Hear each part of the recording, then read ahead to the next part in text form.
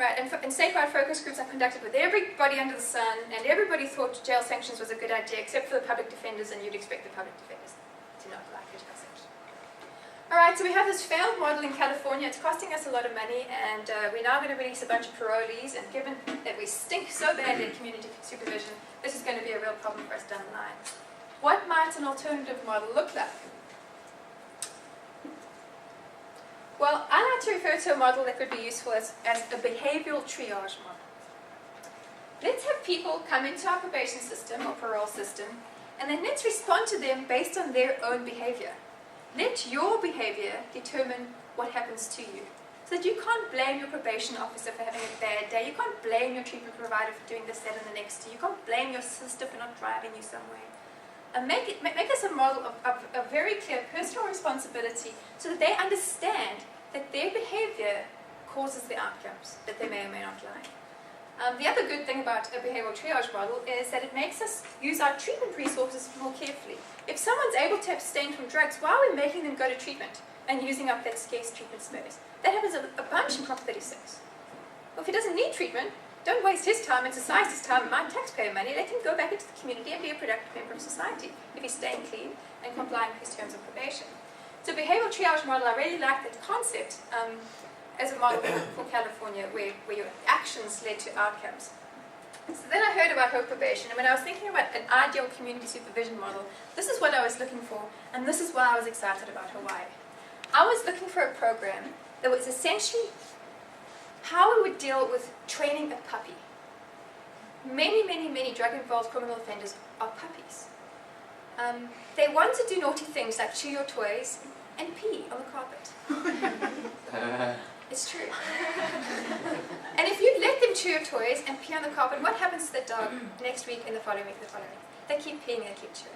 And eventually you have a big dog in your house now who's not housebroken and he destroys all your stuff. You can see I'm in the market for a dog. We might be thinking about puppies. Well, it turns out that puppies respond to very clear rules, consistent reinforcement, positive and negative, depending on their behavior. And if you treat offenders in exactly the same way, you get very similar results, a housebroken offender at the end of the day. But to do that, we needed the following. We needed sanctions that were certain. They need to know the rules of the game. We don't have certain rules in California because this is what happens. You do something wrong, your PO says you shouldn't do that. Next time, you shouldn't do that. Next time, you shouldn't do that. And this is what happens. We see files with 16 offenses. And then on the 17th offense, the PO will say, okay, well, you're a bad guy, you're going to the judge. And the judge will revoke, and that person goes to prison for a couple of years. But for some reason, the first 16 strikes were okay, but then 17 made us mad, and then we really pulled the rug out of under you. That's not how you train a puppy. It's not how you train an offender. We need sanctions that are certain. They have to know the rules, and we have to have credibility in following through with those rules. The sanctions have to be swift. In California, if you mess up, you're dealt with. The punishment comes in huge delays. If you're lucky, it's 6 weeks later. If I'm a drug offender and I used, I don't even know why you're punishing me now. And I'm just mad at you because you're being mean to me because my offense was so long ago. For saliency, you have to have the punishment as close as possible to the act for them to understand cause and effect. This is the behavior, this is the outcome that I don't like, and I can't spend the weekend with my kids. Alright, so we need certain sanctions, we need swift sanctions. They have to be consistent. If you don't follow through, the puppy's not going to know not to chew. And finally, the sanctions should be parsimonious. What I mean by that is let's use the least amount of punishment necessary to bring about the good behavior change. And that, at this point here, is on behalf of all the taxpayers in the room. If I can make you change your behavior and have you be a good, productive citizen with 5 days in jail, why do I want to put you there for 5 years? It hurts you, it separates you from your community, it's horrible for your relationship with your children.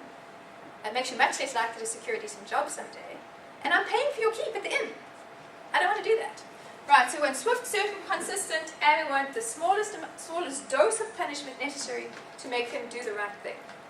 Alright, so we started our evaluation in October 2007. We launched a randomized control trial. For those of you who don't know what that means, essentially it's the gold standard in research. We had a group of offenders that were randomized into our HOPE program, swift, certain, parsimonious sanctions program, or probation as usual, which essentially means just not much. And we watched their outcomes. We had 2 studies. We had a specialized probation unit which had relatively small caseloads, great probation officers, nicely trained, caseloads of about 100 to 1.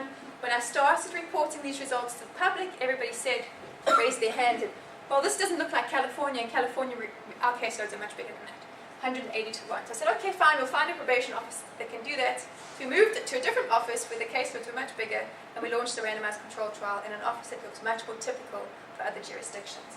So this is where we launched our randomized control trial with caseloads of about 170 to 1. And how did Hope do? We implemented this, it was about a year out. A couple of times before, I mean, this sounds like such an obvious thing to do, except it doesn't happen. A couple of studies have been tried before of this nature in other jurisdictions. Maryland, there was an example in Washington, D.C. And it turned out that even though it's easy to train a puppy if you do the right thing, and it's easy to train a probationer if you do the right thing, it's very hard to train a judge. Judges don't like you telling them, this is what you're supposed to do, and please be consistent, because of judicial discretion.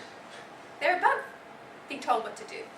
So it was kind of interesting to see what was happening to Hope, and I was wondering, okay, well now this actually happened, and I can see exactly what the judges were doing to these offenders. Are they following the tenets of this model? Is this still intact? Is this a true Swift and Certain's model that I wanted so bad? Sanctions are certain. Everybody who messed up, if they violated any term, if they drank alcohol and they weren't allowed to drink alcohol, if they used drugs, if they were 5 minutes late for a probation appointment, if they did anything wrong, they were immediately arrested and spent some time in jail. There was absolute certainty in sanctions. Not a single offender got away with a single offense. It was perfect certainty. The sanctions are swift. This is pretty good. If you see what happens in the rest of the country, we're very slow to respond to offences. About 70% of all of our hearings happen within 72 hours. They come before a judge who immediately sentences them. They go away immediately. And the sanctions are parsimonious. Typically for the first violation, we have about 6 days in jail. The better judges are the judges who are giving 2 to 4 days for a first strike. And what we find is that there's absolutely no relationship between the term that they're given and outcomes. So if you spend a week in jail or 2 days in jail, you respond in exactly the same way. So why are we paying for the other 5 days is the obvious question. We have Judge Star. I call him Judge Star. My students know from statistics, if you have an outlier, we denote that with a little star. We have one outlier judge, a curmudgeonly judge, whose name we may not say on YouTube, who's giving very long sentences to everybody. He's just the more draconian judge. He's handing out sentences, and he skews our data because he pushes up sentences. For example, on the third violation, the average for the group is 48 days. If we take away Judge Star, the average is 26 days. It's quite an outlier. Again, Judge Star's outcome data look exactly the same as the other judges. He's just costing us money. And we don't like this because we're costing people. Alright, so what did we see? If your initial response to this is, this data is too good to be true, I promise you that was my initial reaction to Hawaii's experiment. 6 months, this is in the specialized probation unit, 6 months of follow-up data compared to, we have 3 months of baseline data, and we collect urines, we collect all sorts of goodies on these guys. 6 months follow-up based on 3-line baseline. We see the Hope group have reduced their drug use by 85%. Comparison group has increased it, they are not missing their appointments, reductions in missed appointments by 85%. The comparison group has increased. They learn that they can get away with it, so why bother catching a bus and going to see a PO if there's really no consequence of not showing? So the comparison group gets worse and worse and worse, while the Hope group is getting better and better and better. Look at the positive UAs. Hope, reduced positive, this is urine analysis, reduced positive testing by 91%. There's nothing like this, you can't show me another program like this in the country. They can get anything close to data like this. The comparison group, no change. And we have large enough sample sizes to show that this is not a quirk of statistics. These are real results. Other results from that unit, we see that this is something we really care about. Arrests are expensive.